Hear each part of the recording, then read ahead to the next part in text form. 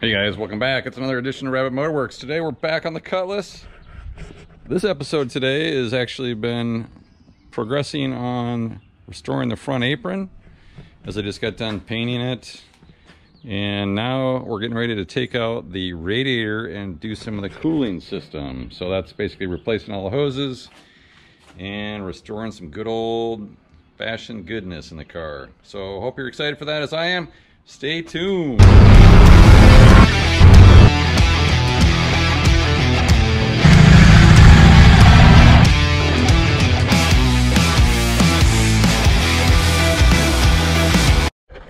Okay guys, start disconnecting the upper components and I got the drain plug loosened.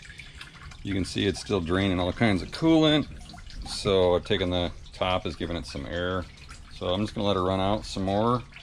Then I gotta disconnect the shroud away from the radiator, take off the tranny lines, take off the lower, which I believe has got a spring inside of the hose. Hopefully that's in good shape. The other thing that I did notice is that this part right here, this piece was sitting on top of the radiator. It's pretty crusty, so I'm gonna have to get a new one of those. It's some kind of an insulator that goes on the top, so we'll get that situated as well. I'm looking at the fan. It's like everything you start to touch, like everything she touches magic, or you know, that police tune again. So anything I seem to touch needs some paint or some attention. So I'm gonna determine what I want to do there. I might take the fan off and paint it as well. And already thinking I'm gonna paint the radiator once it's out as well. But the bigger concern of why I wanted to get the radiator out is I was looking down in the fins, and down in there I see some crud stuck in there. And so I wanted to have maximum cooling efficiency when this thing is full throttle on the highway or wherever. So that's my main concern about taking that radiator out while I'm doing the cooling system. So staying cool, this pop-up is doing it for me. Definitely cooler, not being in the California sun. So, all right, let's start into the next phase of getting that done.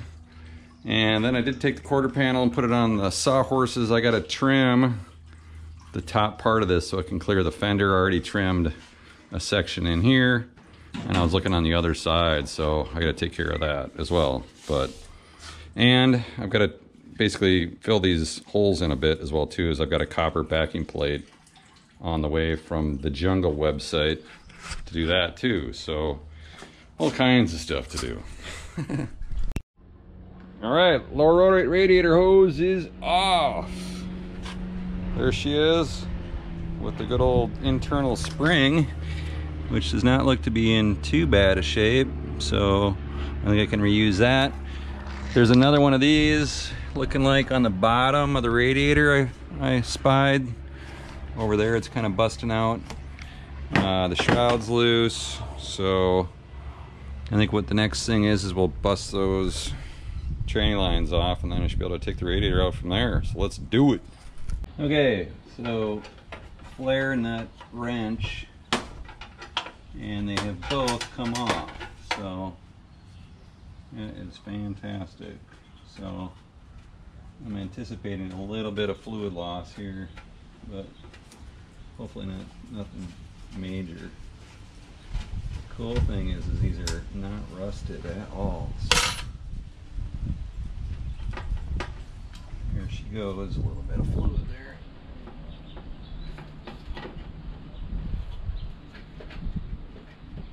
Okay, that's free. So technically, we can pull this radiator out at this point. So let's do that. However, I think I'm gonna find something to put it on here. Okay. Get our fancy flare nut wrench set back in its bag. SK and Craftsman. I don't know what you guys use for tools, but those are my two favorite. So this thing is free. Let's take it out.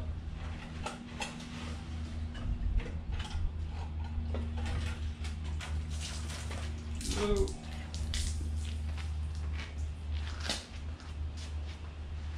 There she goes.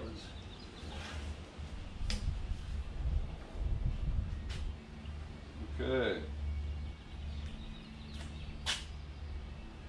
Okay guys, it's out. Camera battery just died too, so it was perfect timing. As you can see, there are some bent fins and some junk in there that I wanted to definitely clean out. There's our shroud. And if we come over to the vehicle, here's all the junk down here. And this is that other piece of rubber stuff that I'm gonna have to get another piece of. It's not too bad down in there, but enough that we'll give it a good cleaning out. In fact, the radiator or the air conditioning piece looks good, and I got very minimal tranny fluid leak from the line, so that's awesome too. But other than that, everything looks really good down here. Ooh, we got a bonus screw from something. Yeah. But I'm glad I took this out because this is kind of what I wanted to clean up. And then, as I was mentioning about the fan, looks like some of the paint's coming off it. It's not that bad, but at least it'll give me an opportunity to be able to clean it. Maybe I can spray some of those and clean them up. I got to take off the heater hoses, so I've got some more tear down yet to do. So, and of course, clean up that radiator. So let's have at it. All right, it's time to get off these red heater hoses. I can't wait. I don't know what or who or why or where red heater hoses came into play. There's probably a history of them.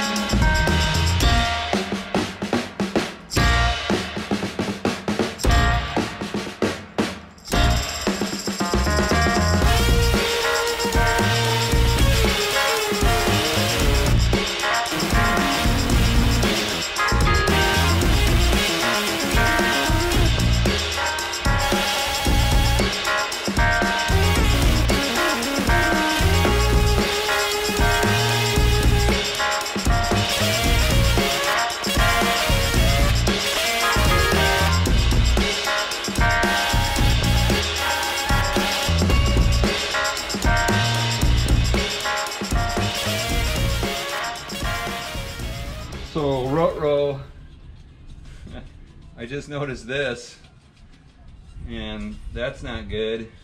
So it looks like our fan clutch has got some gyration to it, but that's not cool.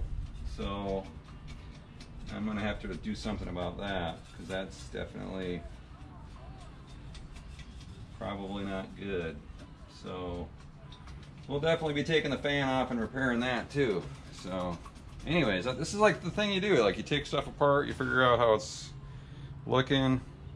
If you're doing a restoration like this, you want to make sure that kind of leave no stone unturned, because otherwise you're just going to have the problem down the road as soon as you get the thing back together. And I'd rather be doing this stuff now before the car gets painted for sure. All right, let's clean up. So I always like to know what's in the coolant, and it's pretty yellow, or green. I don't see too many brown things, but I always kind of like to see what's at the bottom of it. It's got a kind of a brown tinge to it, but there's not a whole lot of sediment that I'm seeing at the moment. That kind of tells you what kind of shape the water jackets in the motor are in as well.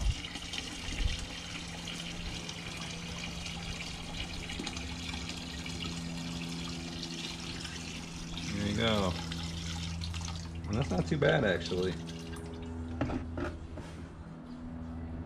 Nothing out of the ordinary. That's good, fantastic. Ready for fresh coolant without a doubt. All right. I mean, the other thing to look at in here too is this, there's kind of some sediment in there too, but it's kind of like a fine sand almost, so nothing really bad. But cleaning this out too, and then we'll spray down the motor, concrete, the rest of it. Good times. Okay guys, the cleanup is done. As you can see, I've gone through and cleaned up everything in the lower part of the rad, and cleaned up the fan as well. Put our fender back on. I cut that little divot out so now it sits closer to the bottom. I'm gonna have to do some adjustment on it for sure. But yeah, things are starting to look cleaner in here for sure. So my other next pet peeve is a red negative cable. We're gonna find a black cable to make sure that we've got the right color. And it looks like a piece of paint coming off the fan. Awesome. So the next thing got lined up here is we're gonna give the radiator a good paint job. And I got some Evapo Rust to soak all these rusty fasteners, and hopes to take that clean up as well too. And that's for the fender bolts and related. So I'm gonna give that a spin. All right, let's get at it. All right guys, I just had a huge catastrophe. As you can see, I opened the thing of Duplicolor and the thing basically broke the top off of it. What a mess. So I'm off to Home Depot to get some more primer. That Duplicolor blue tip, what a design, I tell you. Always fun working on cars. All right guys, the paint catastrophe is over. Here's some of the damage.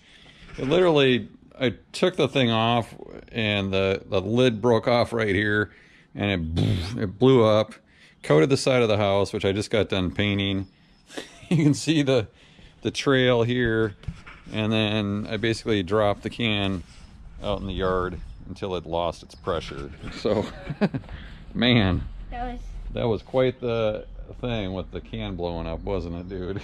It went on the grass when I was there, and thank God it didn't hit the Porsche. I bet it's the Porsche or the Taurus or the car. Yeah, or the car. So, and then we even tried to use another can of primer, and that can of primer, brand new from Home Depot, it didn't work. So I'm having primer day issues. So, but otherwise, I got the bolts soaking in Evapo Rust, so we'll let that soak overnight. And we got some new ones. Yeah, and then I got all my hoses, Breeze hose clamp, and Prestone coolant ready to go. So I think that's going to be a wrap for us for this video. And I hope you guys enjoyed the breakdown of the cooling system. And on the next video, we're going to basically put it all back together. Yeah, and paint it. And paint, the radiator will be painted, so we'll do 50-50 coolant, get it all back together. So if you haven't subscribed already, please subscribe. Follow us on Instagram. And thanks for watching, guys. Peace. Peace. See you in the next video.